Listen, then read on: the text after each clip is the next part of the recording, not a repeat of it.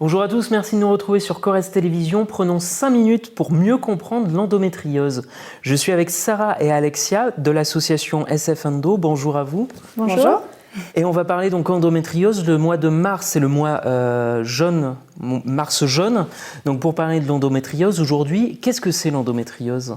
Alors l'endométriose, c'est une maladie qui touche environ 2 femmes sur 10. C'est une maladie qui est chronique, inflammatoire, hormonodépendante, incurable parce qu'il n'y a pas de traitement, systémique parce qu'elle envahit tout le système. Elle est aussi très complexe parce que chaque femme a son endométriose et elle est handicapante et peut devenir invalidante. Donc plus concrètement, ce sont des tissus semblables à de l'endomètre, c'est-à-dire la muqueuse de l'utérus, qui vont aller se localiser sur d'autres organes et qui vont créer des lésions, des kystes, des nodules et de l'inflammation et des douleurs. Et il faut savoir que l'endométriose n'épargne aucune partie du corps. Donc on peut retrouver des lésions d'endométriose partout dans le corps. Donc elle n'est pas centrée uniquement autour de l'utérus. Non, c'est pour ça qu'on parle d'une maladie qui est systémique. On peut en retrouver dans la zone pelvienne, mais également extra-pelvienne. On peut avoir des lésions d'endométriose au niveau thoracique, pulmonaire, diaphragmatique. Aucun organe à ce jour n'a été épargné par l'endométriose dans la recherche scientifique. Et alors dans la tête des gens, on dit endométriose égale règle douloureuse ou règle douloureuse égale endométriose. Vrai ou faux ? Faux. On peut avoir de l'endométriose et ne pas avoir du tout mal pendant ses règles. On peut avoir mal pendant ses règles et avoir une autre pathologie que l'endométriose. Quoi qu'il en soit, avoir mal, c'est jamais normal. Il faut toujours consulter, mais ce n'est pas forcément la cause de l'endométriose. Et il faut savoir aussi que cette maladie est liée aussi à d'autres symptômes, à savoir des troubles digestifs qui sont importants, notamment l'endobélie, c'est-à-dire le ventre qui va se mettre à gonfler comme celui d'une femme enceinte. On a aussi souvent des migraines qui sont corroborées avec l'endométriose. On peut avoir aussi des douleurs lombaires, on peut avoir aussi des cruralgies, des sciatiques, parce que les nerfs aussi sont touchés, parce que l'endométriose touche aussi les nerfs, on appelle ça aussi de l'endométriose neuropathique. Donc voilà, vraiment, ça envahit tout le système. Et donc aujourd'hui, vous avez créé il y a quelque temps l'association SF Endo, une association de patientes. Quel est l'objectif de cette association ? Alors l'objectif premier, c'est de sensibiliser et de visibiliser la maladie de l'endométriose, les personnes qui en sont atteintes, et de pouvoir proposer aussi des accompagnements des malades et de leurs proches. Donc les aidants sont très importants dans le quotidien des malades, puisque c'est une maladie qui est chronique. Donc on vit avec au quotidien et les proches ont un rôle à jouer dans la maladie. Donc nous, on essaye aussi d'accompagner donc les parents, les compagnons, toutes les personnes qui sont autour du ou de la malade. C'est quoi ? C'est de l'écoute ? Alors de l'écoute, on crée des espaces de parole aussi, donc sous forme de cercle, tous les mois, une fois par mois, chez Mademoiselle Libellule à Brive. Et en fonction en fait des problématiques, on va orienter ces espaces de parole sur des questions. Par exemple, ça va être l'adénomiose ou comment apprendre à vivre avec les douleurs chroniques au quotidien, en fonction aussi des demandes des personnes et de leurs besoins.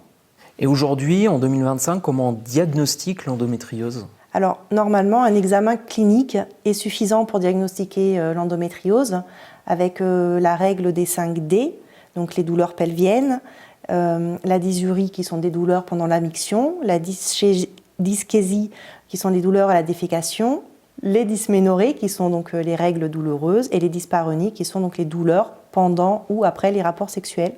Donc déjà, avec ces 5 symptômes, on peut être orienté sur la piste de l'endométriose. Et dans un second temps, viennent les imageries qui sont donc l'échographie pelvienne et ou endovaginale, éventuellement une IRM pour contrôler. Et actuellement, en dernière attention, pour 2000 patientes en 2025, le test salivaire. Et aujourd'hui, comment on vit avec l'endométriose ? Alors c'est une maladie qui aujourd'hui ne se guérit pas. Elle n'a pas de traitement. Souvent en première intention, donc il y a des essais de pilules, mais elles peuvent être bien tolérées comme mal tolérées. Ça dépend encore une fois des personnes. Et puis aussi, on essaie de mettre en place des centres pluridisciplinaires avec des médecins de la douleur pour nous accompagner, des kinésithérapeutes, des psychologues, des sexologues, des sophrologues, des ostéopathes, etc. Et les opérations, elles existent ? Alors les opérations existent, mais les nouvelles recommandations 2025 en fait ne sont pas forcément pour l'opération. Enfin, l'opération aura lieu si vraiment ça touche un organe vital, si on n'a pas le choix en fait. Mais sinon, on essaie aujourd'hui d'opérer de moins en moins parce qu'on se rend compte qu'il y a souvent derrière un retour des douleurs et des lésions. Est-ce que ça va disparaître avec la ménopause derrière ? Alors, généralement, à la ménopause, on va avoir une diminution des symptômes, mais par contre, pour une minorité de femmes, 2 à 5%, les symptômes vont continuer d'être présents à cause des hormones thyroïdiennes et des glandes surrénales de notre corps. Donc on parlait tout à l'heure Mars Jaune, donc pour parler, pour mieux faire comprendre l'endométriose aujourd'hui. Au niveau de l'association, quelles actions vous avez menées et qu'est-ce qu'on peut encore retrouver ? Sur Mars Jaune, donc c'est le mois national en France depuis 2004 pour l'endométriose et depuis 1993 dans le monde. Donc nous, en tant qu'association, on profite en fait de Mars Jaune pour vraiment faire connaître la maladie. Donc on a travaillé énormément auprès des commerces de la ville de Brive pour qu'ils acceptent en fait de prendre dans leur commerce des affiches, des flyers de sensibilisation sur l'endométriose. Donc le but, c'est vraiment de montrer cette maladie au plus grand nombre, tout simplement, et de profiter en fait d'une visibilité partout où c'est possible sur le territoire, en Corrèze et plus largement en Limousin. On a également une action de prévue donc le 26 mars à la médiathèque et également une grande conférence le 28 mars pour la Journée mondiale de l'endométriose en partenariat avec la MGEN Corrèze. Et je rappelle ce chiffre quand même, 2 femmes sur 10, donc qui est quand même c'est important. Oui, c'est une maladie qui a un fort impact au niveau social et sociétal. Donc c'est 15 à 20% des femmes dans le monde atteintes d'endométriose diagnostiquées. Donc le chiffre, les statistiques pourraient être beaucoup plus importants que ce chiffre de 15 à 20%. Et donc pour plus d'informations, n'hésitez pas à prendre contact avec l'association SF Endo, donc, où les coordonnées s'affichent donc sous l'écran. Et puis vous pouvez le voir, donc il y a le petit ruban jaune. Qu'est-ce qui signifie ? Et bien justement, c'est le ruban de sensibilisation à cette maladie, donc qu'est l'endométriose. Donc on essaie d'inciter un maximum de personnes à le porter pendant le mois de mars, ou même plus pour les personnes atteintes.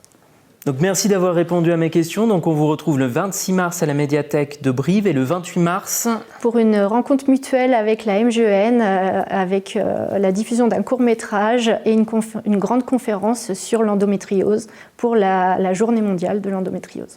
Et merci à vous de nous avoir suivis. On se retrouve très prochainement sur Corrèze Télévision.